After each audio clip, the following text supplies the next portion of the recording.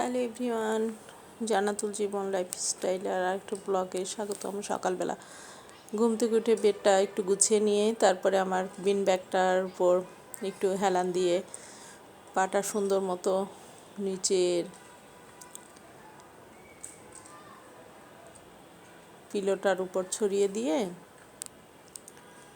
এরপরে রিল্যাক্স করে বই পড়ছিলাম, ধর্মের বই আর কি। তো মাঝে মাঝে আমি এখানে পেপারও পড়ে নেই। তো এরপরে রান্নাবান্না আজকে বলতে গত দিনের রান্নাবান্না আছে। তো বিকেল ইফতারের জন্য ডিম সিদ্ধ বসিয়েছি, আর এইখানে ফ্রাই প্যানের মধ্যে তেল দিয়ে দিলাম। তেল গরম হলে একটু আলু চপ ভেজে নিচ্ছি। আজকে মা বলছে যে একটু মুড়ি মাখা খাবে, আর আসলেই তো ইফতারে মার তো অনেক পছন্দ মুড়ি মাখা। তো এখন আমার মায়ের তো আবার একটু অসুস্থতা আছে, অনেক কিছুই নিষেধ আছে, এই জন্য খায় না। তো এই জন্য আর কি আলু চপটা ভেজে নিয়ে সুন্দর মতো এপাশ ওপাশ উল্টিয়ে নিলাম। মা বলে যে তোমার হাতের মুড়ি মাখা খুবই মজা হয়। তো এই কারণেই আজকে একটু সব কিছু ভেজে নিচ্ছি।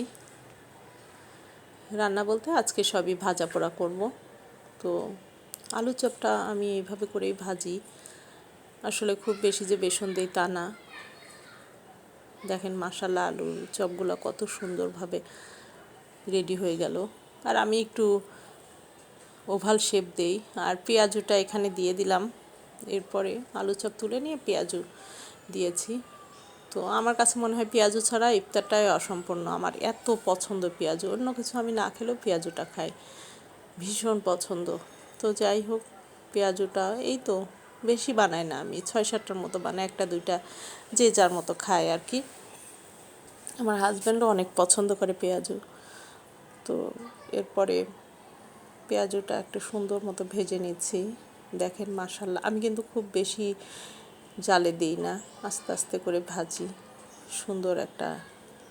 আর একই রকম শেপ করেই আমি এগুলো বানাই, একটু ওভাল শেপ করি, একেবারে গোলও করি না আবার লম্বা লম্বাও না। তো তারপরে আবার বেগুনি ভেজে নিচ্ছি। আমি সবসময় চেষ্টা করি কম বেসন দিয়ে বানাতে, কারণ এতে মনে হয় আমার কাছে টেস্ট বেশি লাগে। এভাবে করে বেগুনি ভেজে নেবেন, দেখবেন অনেক মজা। তো যাই হোক, আজকে এই পর্যন্তই। এরপরে টেবিলে সব ইফতারের আয়োজন, খুবই মজা ছিল। মায়ের পছন্দের মুড়ি মাখিয়ে নিয়েছিলাম। তো stay fine, be happy and stay Jannatul Jibon lifestyle. By.